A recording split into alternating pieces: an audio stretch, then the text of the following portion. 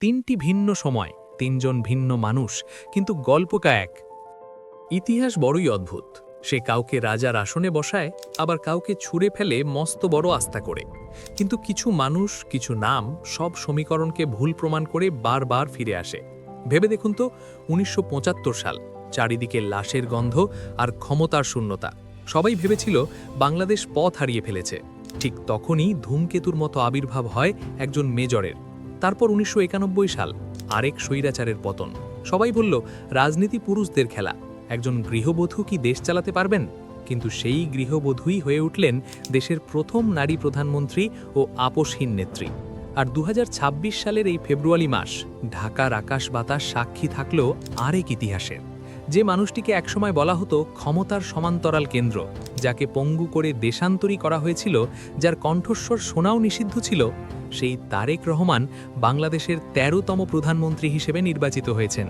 তিনটি ভিন্ন সময়, তিনজন ভিন্ন মানুষ, কিন্তু গল্পটা এক। জিয়াউর রহমান, খালেদা জিয়া এবং তারেক রহমান, তারা তিনজনই প্রথম নির্বাচনেই প্রধানমন্ত্রী হয়েছেন। তারেক রহমানের মাথায় মুকুট ওঠাই শেষ কথা নয়, মুকুটের সাথে আছে কাঁটার আঘাত ও নানান চ্যালেঞ্জ।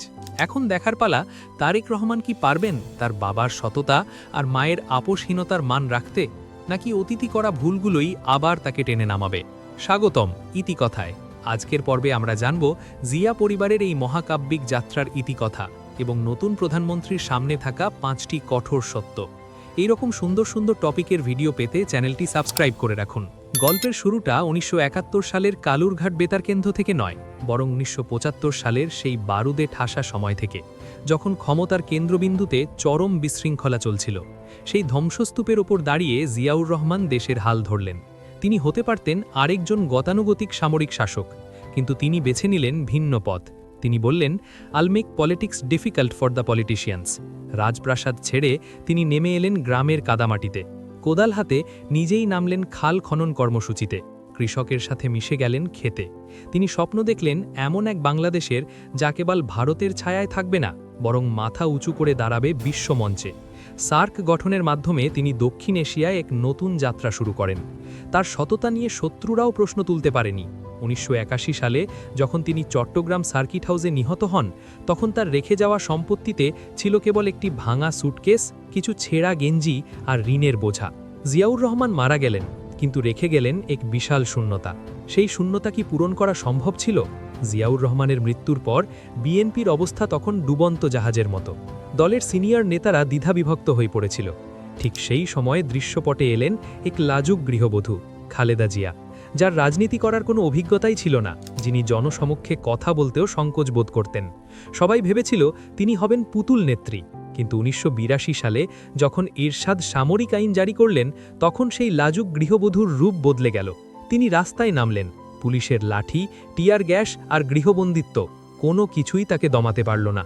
দলের অনেক বাঘা বাঘা নেতা যখন এরশাদের সাথে আপোষ করলেন, খালেদা জিয়া তখন বললেন, না, স্বৈরাচারের সাথে কোনো আপোষ নয়। দেশবাসী তাকে নতুন উপাধি দিল, আপোষহীন নেত্রী। দীর্ঘ ৯ বছরের সংগ্রাম শেষে ১৯৯০ সালের গণ অভ্যুত্থান এবং ১৯৯১ সালের নির্বাচন, সবার সব হিসাব নিকাশ উল্টে দিয়ে বাংলাদেশের প্রথম নারী প্রধানমন্ত্রী হিসেবে শপথ নিলেন বেগম খালেদা জিয়া। তিনিও তার স্বামীর মতো অন্যায়ের পর প্রথমবারেই ক্ষমতায় এলেন। তিনি প্রমাণ করেছিলেন তিনি কেবল জিয়ার বিধবা স্ত্রী নন, তিনি নিজের যোগ্যতায় এক অনন্য রাষ্ট্রনায়ক। তার হাত ধরেই বাংলাদেশ পেয়েছিল সংসদীয় গণতন্ত্র, ভ্যাট ব্যবস্থা এবং নারী শিক্ষার প্রসার। কিন্তু মুদ্রার উল্টো পিঠও আছে। ২০০১ পরবর্তী সময়ে হাওয়া ভবন বিতর্ক আর ২১শে আগস্টের মতো ঘটনা তার রাজনৈতিক কেরিয়ারে বড় চ্যালেঞ্জ হয়ে দাঁড়ায়। তবুও বাংলাদেশের মানুষের কাছে তিনি হয়ে উঠেছিলেন মাদার অফ ডেমোক্রেসি। কিন্তু ভাগ্যের কি নির্মম পরিশেষ! শেষ বয়সে তাকেও কাটাতে হয়েছে একাকী, অসুস্থ অবস্থায়, কারাগারের অন্ধ প্রকোষ্ঠে। এবং অবশেষে গল্পের তৃতীয় অধ্যায়, তারেক রহমান। ১৯০৭ সাল 1/11-এর সেই ঘটনা। তখন সেনা সমর্থিত তত্ত্বাবধায়ক সরকার ক্ষমতায়। তাদের মূল লক্ষ্য জিয়া পরিবারকে রাজনীতি থেকে মুছে ফেলা। ভোর রাতে গ্রেপ্তার করা হলো তারেক রহমানকে। রিমান্ডে নেওয়া হলো দিনের পর দিন। চালানো হলো অমানবিক নির্যাতন। মেরুদণ্ড ভেঙে দেওয়া হলো, যাতে তিনি আর কোনো দিন সোজা হয়ে দাঁড়াতে না পারেন। ২০০৮ সালে চিকিৎসার নাম করে তিনি দেশ ছাড়লেন। শুরু হলো তার দীর্ঘ নির্বাসিত জীবন। দেশে তার বিরুদ্ধে ডজন ডজন মামলা, মিডিয়াতে তার বক্তব্য প্রচার নিষিদ্ধ। মা জেলে, ছোট ভাই কোকোর মৃত্যু আর নিজের শারীরিক অসুস্থতা। মনে হচ্ছিল জিয়া পরিবারের অধ্যায় বুঝি এখানেই শেষ। কিন্তু তারেক রহমান হার মানেননি। ৭,০০০ মাইল দূর থেকে তিনি প্রযুক্তির মাধ্যমে দলের হাল ধরলেন। গত ১৫ বছর ধরে আওয়ামী লীগ সরকারের চরম দমনপীড়নের মুখেও তিনি দলকে ভাঙতে দেননি। এবং গতকাল ২০২৬ সালের এই ঐতিহাসিক দিনে তিনি প্রমাণ করলেন ধৈর্যই রাজনীতির সবচেয়ে বড় শক্তি।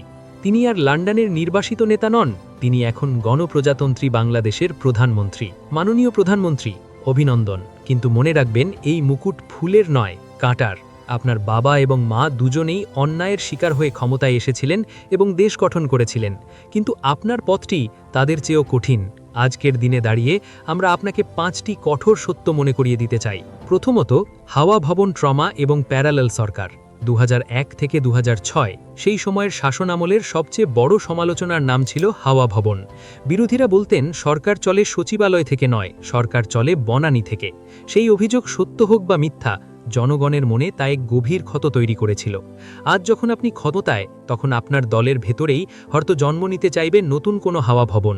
জনগণ আপনাকে ভোট দিয়েছে -2 ফর্মুলার বিরুদ্ধে, কিন্তু তারা প্যারালেল সরকার দেখতে চায় না। আপনার শাসন হতে হবে স্বচ্ছ। প্রধানমন্ত্রীর দফতরের বাইরে কোনো অনানুষ্ঠানিক পাওয়ার হাউস যেন মাথাচাড়া দিয়ে না ওঠে। দ্বিতীয়ত, প্রতিশোধের রাজনীতি বনাম জাতীয় ঐক্য। গত ১.৫ যুগে আপনার দল যে অমানবিক নির্যাতনের শিকার হয়েছে তা অবর্ণনীয়। জেলে, গুম আর মামলায় জর্জরিত কর্মীরা আজ হয়তো প্রতিশোধের নেশায় উন্মত্ত হতে চাইবে, কিন্তু এখানেই আপনার অগ্নি পরীক্ষা। আপনি কি নেলসন ম্যান্ডেলা হবেন, নাকি পুরনো সেই প্রতিশোধের রাজনীতির পুনরাবৃত্তি করবেন? রক্ত দিয়ে রক্ত ধোয়া যায় না। যদি আজ থেকে বিরোধী দলের উপর হামলা শুরু হয়, তাহলে আপনার আর বিগত স্বৈরাচারের মধ্যে পার্থক্য কি রইল? আপনাকে হতে হবে সকলের প্রধানমন্ত্রী। তৃতীয়ত, সিন্ডিকেট এবং দ্রব্যমূল্য। রাজনীতি সাধারণ মানুষ বোঝে না, তারা বোঝে পেটের ক্ষুধা। বিগত সরকারের পতনের অন্যতম কারণ ছিল সিন্ডিকেট, কিন্তু ভয়ের বিষয় হলো সরকার বদল হলেও সিন্ডিকেট বদলায় না, শুধু সিন্ডিকেটের মালিক বদলায়। আপনি কি পারবেন এদের টুটি চেপে ধরতে? যদি চাল, ডাল আর তেলের দাম সাধারণের নাগালের বাইরে থাকে, তাহলে আপনার জনপ্রিয়তা কমতে সময় লাগবে মাত্র ৬ মাস। চতুর্থত, প্রশাসন এবং বিচার বিভাগ। বিগত সময় পুলিশ এবং প্রশাসনকে দলীয় পেটুয়া বাহিনী পরিণত করা হয়েছিল। আজ আপনার হাতে সুযোগ এসেছে সেই প্রতিষ্ঠানগুলোকে স্বাধীন করার। অতীতে বিএনপি ক্ষমতায় এসেও নিজেদের পছন্দ মতো ডিসি, এসপি নিয়োগ করেছে, বিচারকদের দলীয়করণ করেছে।